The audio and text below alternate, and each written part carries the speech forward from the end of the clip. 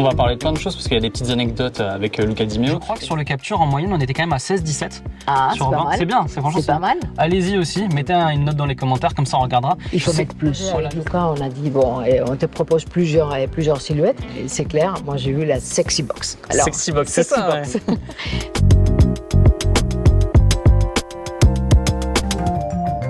Chers petits observateurs, bonjour, bonsoir. Alors, vous le voyez, c'est la world première de la Symbiose.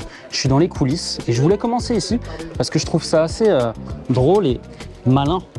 Ils font un vrai clin d'œil sur cette Symbiose à la Renault 16 que vous avez là parce qu'ils veulent vraiment revenir sur le côté Renault, les voitures à vivre. Et je trouve ça bien et c'est pour ça que je trouve ça assez rigolo qu'ils la mettent juste ici. Alors vous voyez, ça se passe comme ça, il y a les différents workshops. Et j'ai beaucoup de chance, j'ai la voiture pour moi tout seul.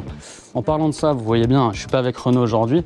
Effectivement, il est en train de vous concocter un petit sujet. Il est à l'autre bout de la France, ça sortira bientôt sur POA. Mais je ne serai pas tout seul toute la vidéo. Vous le savez, on l'a déjà vu plusieurs fois, que ce soit sur la R5, que ce soit aussi il n'y a pas très longtemps, il y a un mois sur le Renault Capture. Il y aura Paula avec moi qui a travaillé sur ce Symbiose et qui connaît tout dans les moindres détails. La première chose que j'ai fait, moi, quand j'ai vu la voiture, je me suis amusé à regarder sur mon téléphone les photos et regarder les photos que j'avais prises il y a environ de ça un mois, regarder juste comme ça, et comparer l'avant. Et effectivement, il y a quelques différences. Allez-y, au jeu des 7 différences, mais il y a quelques différences sur l'avant au niveau de la calandre. Mais finalement, c'est cet avant de capture et c'est assez malin parce qu'on l'a vu il y a un mois. Il colle très très bien en capture, il colle très très bien au Symbiose. Pareil, alors à l'arrière, là, c'est un grand mélange. On a des impressions un petit peu de scénic, je ne sais pas ce que vous en pensez. Je vais vous allumer les feux aussi, parce que ça fait vraiment beaucoup. Je vous fais tout en direct, hein, vous savez. Hop, voilà. Donc vous voyez, avec les feux, ça donne une sacrée gueule. Et puis, ça c'est totalement différent pour le coup, mais ce qui est fou, c'est que sur ces véhicules chez Renault, de 4,30 m, on va dire, même un peu avant, hein, 4,15 m sur 4,50 m, c'est gigantesque tout ce qu'ils ont. Vous avez la Mégane, vous avez le Capture, vous avez maintenant Symbiose, vous avez le Scénic, vous avez l'Austral et vous avez Arcana. Moi je trouve ça incroyable, il y a vraiment pour tous les goûts. Et puis je ne sais pas si vous vous souvenez, il y a environ 1 ou 2 ans, j'avais fait cette petite théorie où je disais que, en gros, pour les voitures iconiques, ça va être en électrique, et pour les nouvelles voitures en type plutôt hybride ou thermique, ça va être des nouveaux noms. Je ne me suis pas totalement trompé avec cette Symbiose qui vient s'intercaler. Voilà, pour que vous vous rendez compte, hein, c'est 4,40 m, donc ça s'intercale à peu près entre un Capture et un Austral. Et vous allez me dire, bon, un SUV de plus avec des SUV aujourd'hui. On va parler design avec Paula, mais je trouve qu'il y a un travail qui a été fait pour lui donner des petits airs de break. Alors je vais un peu loin, mais un peu comme le Scénic, il est un peu moins SUV que d'autres voitures qui se fait aujourd'hui. Il est un petit peu plus effilé. Et puis sous le capot, ça, pour l'instant, d'après le communiqué de presse, il n'y a qu'un seul moteur. Mais c'est un moteur que moi j'ai essayé sur beaucoup de voitures du groupe Renault. C'est le fameux 145 chevaux en hybride. Donc en fait, ce qui est bien, c'est que ça répond à une vraie demande. Ça répond à des gens qui ne veulent pas mettre non plus trop d'argent type pour un Austral, qui veulent une voiture un peu plus grande qu'un Capture, et en même temps qui ne veulent pas une électrique parce qu'ils ne peuvent peut-être pas se charger ou ils ont encore envie d'un moteur thermique. Donc ça répond vraiment à beaucoup de choses. Et pour en savoir plus sur le design et comment ce Symbiose a été fait, je vais tout de suite aller chercher Paola. Elle était en workshop sur le design. Je vais lui mettre un petit micro pour qu'on puisse lui poser des questions.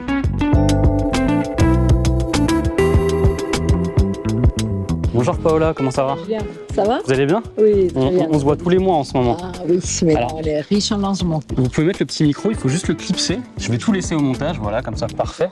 Et puis, on va aller voir le fameux La Renault beauté. Symbiose. C'est vrai qu'on s'était vu il y a un mois et vous me disiez, Exactement. on va vite se revoir.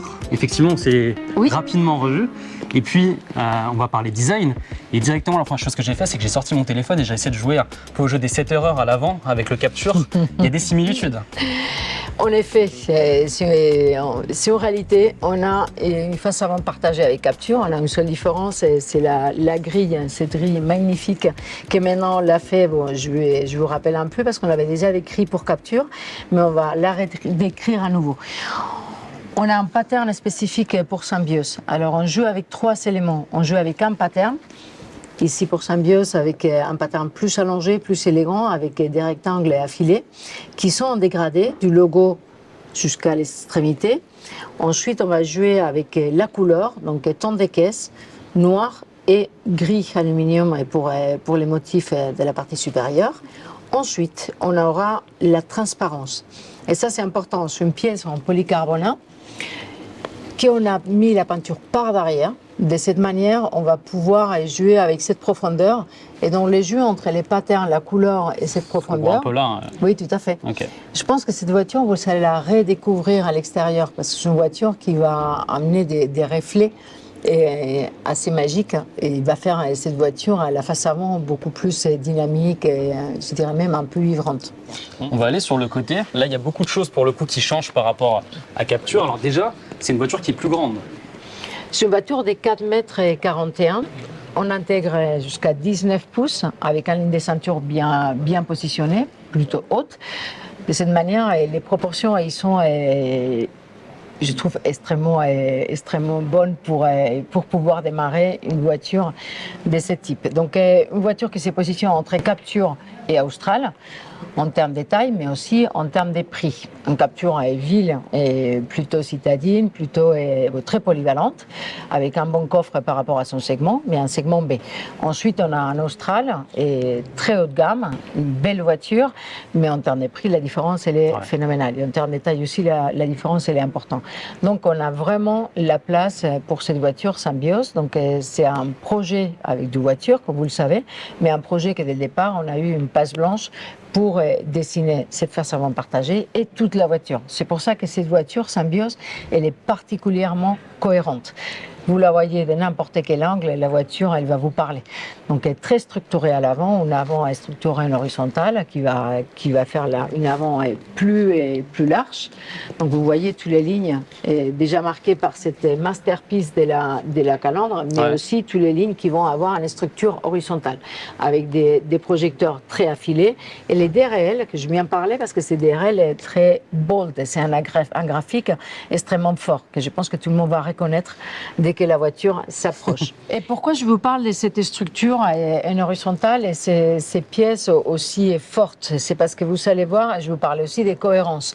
Quand on y va à l'arrière, vous allez trouver les mêmes éléments, la même structure, la même construction. Parce que sur celle-ci, vous êtes parti d'une feuille blanche. Tout à fait. Ouais. En gros, vous avez travaillé celle-ci, vous avez cet avant, et après, c'est plutôt cet avant qui va sur Capture. C'est un projet stratégique depuis le départ. Okay. D'ailleurs, Capture, on vient de la lancer. Vous savez qu'on ne fait pas une voiture en 3 semaines. Donc, oui, bien oui. Je vous parlais de l'arrière. Une arrière, aussi comme l'avant, vous allez voir, toutes les lignes horizontales qu'on retrouve à l'avant, on les retrouve à l'arrière. Donc, il va tirer la voiture vers les extrémités et on va avoir une impression de largeur. En même temps, il va s'émêler avec cette courbe très généreuse. Ah, c'est vrai que je n'avais pas vu. Effectivement, là, il y a une vraie courbe. Il y a une double courbe, en effet. Par rapport à toutes les arêtes. Ouais. Je pense qu'à l'extérieur, encore une fois, vous allez la redécouvrir parce qu'en plus, on a créé cette couleur, les bleus mercure, qui a beaucoup de flaps. Donc vous voyez déjà les différences des nuances.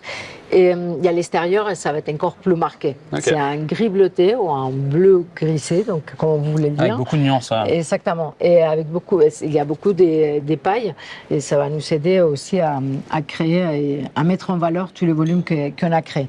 Donc arrière très très structuré. D'ailleurs une nouvelle typographie Symbiose avec les nouveaux logos.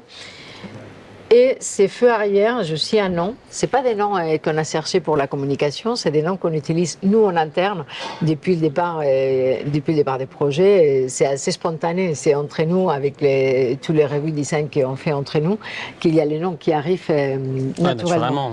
Donc on parlait des size cubes. Des size cubes, parce que quand les feuilles sont éteintes, et vous allez voir, tout est blanc. Et c'est des formes géométriques en 3D. Qui vont s'encapsuler. C'est le côté un peu glaçon, du coup, c'est ça pour... Exactement. Tout ça, ça devient glaçon. Vous voulez l'éteindre, comme ça, vous allez le voir en blanc. Ouais, ok, comme ça. Mais comme ça, ouais. Et puis, c'est intéressant. Vous le dites naturellement, ça s'est fait en travaillant dessus. Mais en fait, c'est resté, ce nom. Ah, effectivement, là, oui. Bah, c'est vrai qu'on s'en rend beaucoup plus compte quand c'est éteint. J'avais pas fait gaffe. Donc, c'est un effet des glaçons, c'est l'effet des positions, vous allez pouvoir l'avoir après en rouge en forme d'essai. Ici, vous savez les clignotants dynamiques. Ok. Et ensuite en bas, ici vous ne le voyez pas, mais c'est les stops. D'accord. Et ça, c'est sur toutes les versions, on a les mêmes feux Oui, ou... c'est à tout type. Ça, c'est bien parce Vous que voulez savoir. c'est de plus en plus rare. Il y a beaucoup, par rapport aux versions, on a des Oui. fois des feux un peu qui sont pas à LED. Je vais fermer la porte parce que sinon elle va pas être Sinon, on contente. va l'entendre. Oui. Voilà. Et Après, on parle notre nouveau langage. On parle des volumes très, très sculptés, très généreux, et des volumes très pleins. Mais après, toujours en contraste avec des éléments extrêmement techniques, des éléments techno, et même les éléments des décors. On essaie d'avoir un langage très pointu, très ciselé, avec des rayons très petits et des formes géométriques. c'est vrai qu'il y en a partout, on s'en rend pas forcément compte, mais c'est pour ça que je zoome avec la caméra. Mais là, il y a un angle, là, il y a un petit qui après se divise en deux. C'est Oui, tout a été travaillé en fait. Tout est travaillé. Tous les détails, on a passé beaucoup de temps pour gérer les moindres millimètres de la voiture. Donc voilà, ici vous voyez toute la partie géométrique, même dans les parties chrome, vous allez découvrir aussi une espèce de facettes. Et qu'on voit effectivement avec la lumière, là, quand je bouge ma main, on le voit plus. Donc Oui. effectivement, ça va être intéressant, la lumière du jour. Ici, on a travaillé évidemment l'aéro. Tout l'aéro, et ça fait partie maintenant capitale pour tous les projets. Parce que pour que les gens sachent, en gros, il y a des ordinateurs qui vous disent en termes d'aéro que c'est mieux d'avoir une surface, on va dire, plate sur la fin. Donc en fait, ça permet de gagner les 1 cm à peu près. En fait, l'idée les pièces et des lignes qui ont créé des artifices, on les appelle aussi, c'est pour décoller l'air. Ouais. Dès que les surfaces ils sont très ronds, l'air il vient s'écoller à la caisse, il va créer des turbulences et il va absorber la voiture. Plus de consommation.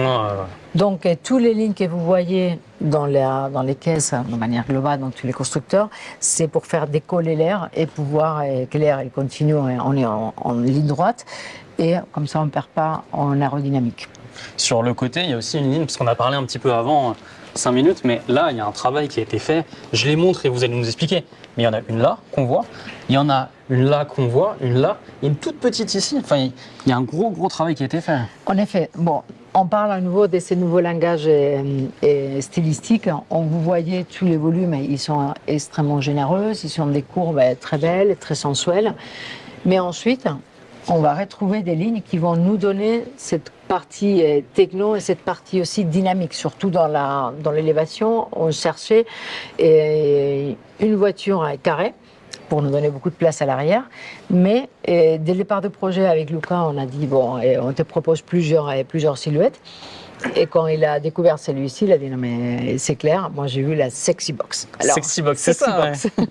Sexy Box, c'est parce que c'est une voiture structurée, une voiture carrée à l'arrière, mais qu'on voulait lui donner beaucoup de dynamisme. Alors comment on a réussi? Déjà avec la ligne des ceintures plutôt haute, mais en revanche il va s'accélérer à la fin pour donner cette dynamisme. Ensuite, on a travaillé tous les détails. Ça c'était un gros travail jusqu'à où on arrive les noirs. Ouais. Avec la bonne proportion de l'arrière. Donc finalement, on a trouvé que ça c'était la juste mesure, la bonne balance, mais on a prolongé graphiquement avec cette pièce elle est en plastique, mais toujours avec ce traitement très facetté et très géométrique. Lui, c'est le parallèle de lui. Tout à fait. Et si on faisait pas ça... Et ça crée un triangle. Ouais. Et si on faisait pas ça, j'ai mis mes empreintes, désolé.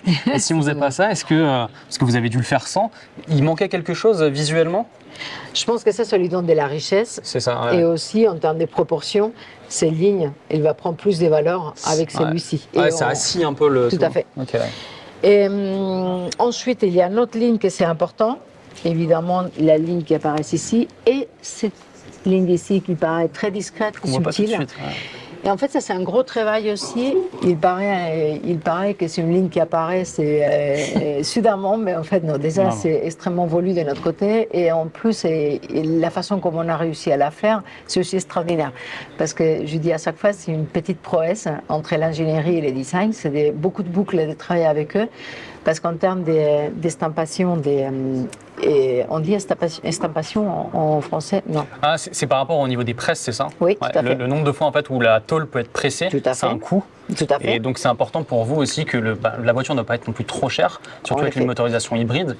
Donc vous ne pouvez pas, on va dire, presser autant qu'une marque, on va dire, premium ou très haut de gamme. Plus des coûts on donne, plus les rayons il va être petit. Ouais. Donc nous on a des coûts limités, forcément. Et pour arriver à avoir des rayons si petits, c'est extrêmement compliqué. C'est vraiment... Donc on a fait et surtout avec un volume plein, avoir des rayons petits, c'est compliqué, mais si c'est pas petit, on les voit pas la ligne. D'accord. Donc finalement, avec l'ingénierie, on a fait beaucoup de boucles. Au départ, on pensait qu'on n'allait pas y arriver, et après beaucoup de travail, on a réussi à créer les lignes qu'on voit ici. Donc il paraît un détail, mais c'est un détail qu'on a mis beaucoup d'attention et beaucoup de boucles avec l'ingénierie. Donc bravo pour toutes les équipes. Bravo aux équipes. On l'avait dit sur l'autre vidéo, ça se voit que vous avez la main. Je vais un petit peu parler, comme à mon avis, il y a des commentaires qui vont dire qu'il y a beaucoup de SUV chez Renault. Il y a des gens qui n'aiment pas trop les SUV. Là, d'une certaine manière, j'ai commencé comme ça. Tant qu'on ne la voit pas, on ne se rend pas compte. Il y a un côté un petit peu break, dans le sens où elle est quand même très allongée par rapport aux captures qui est un petit peu plus haut sur pattes. Là, je trouve qu'avec l'arrière, on a plus le côté un peu à l'ancienne. C'est pour ça que je parlais au départ de ce projet global et que finalement, on a une voiture aujourd'hui extrêmement cohérente et rationnelle. Et le départ aussi de comment on associe les silhouettes, c'était super important parce que finalement, on a une voiture à 4,41 m, c'est quand même pas une grosse voiture. Non, c'est pas une grosse voiture. C'est plutôt compact, mais avec un espace à l'arrière, et c'est pour ça qu'on parle des voitures polyvalentes. Beaucoup de voitures compactes, pour pas les citer, mais que ce soit des Golf, des Mégane, les 308, ces voitures font dans les 4,30 m, 4,35 m. Donc finalement, on est à 5-6 cm plus grand par rapport à des berlines compactes comme on l'entend. Donc elle n'est pas forcément grande, et on l'a pas vu, mais le coffre, pour le coup... Et on n'a pas le même coffre. Voilà. C'était important aussi pour vous. Hop. La modularité et d'avoir un coffre. C'est une voiture pour la famille, en fait. C'est vraiment ça. C'est pour toutes les familles comme moi qu'on n'arrive pas et qui doit quand même se garer encore en ville. Et qu'on est toujours en ville. C'est une voiture qui va être parfaite pour la ville, mais aussi pour partir en vacances. Pour partir en week-end, partir. Et les coffres, avec la banquette coulissante, on va avoir un coffre vraiment important. Ou aussi, si on est dans la ville, avoir plus de confort, évidemment, dans les places arrière. Il y a 16 cm, quelque chose comme ça. Oui, tout à fait. Ouais, c'est quand même assez grand. Et le coffre, je crois qu'on est en plus grand, à 620 litres dans ces eaux-là. Tout à fait. Il y a un petit coffre aussi ici. On va regarder l'arrière et puis on va refaire un tour aussi à l'intérieur. Et ça, j'aime beaucoup aussi. Ouais. Ça, c'est que sur l'Iconic ou non? Il y a des autres versions qui ont... C'est pour l'Iconic en basse et je pense qu'après, c'est une option. Ok. Donc effectivement, là, on a la banquette qui est le plus en arrière, donc on a de la place. Là, il y a vraiment pas mal de place. Et puis, il y a un travail quand même qui a été fait, parce que ça reste une marque généraliste. Vous mettez quand même du tissu. Ici, il y a un peu de tape. Ça, c'est important quand même qu'à l'arrière, on soit un petit peu choyé. On parle d'une voiture familiale, donc il fallait lui donner plus attention à l'arrière. Pas que tout soit tout dur quoi, à l'arrière, parce qu'après, on est fini. Quoi, et... Je vous laisse vous mettre à la place du conducteur. Bien sûr. Je vais mettre aux passagers, puis on va faire un petit tour à l'intérieur.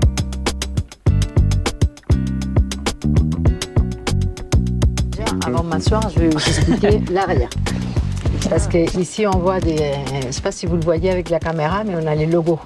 Oui, effectivement. Ah bah là, il est plus grand que sur Capture, qui était un peu plus petit sur le côté. Tout à fait, parce qu'on a la version Tegno, on a les petits logos qui sortent dans les latérales.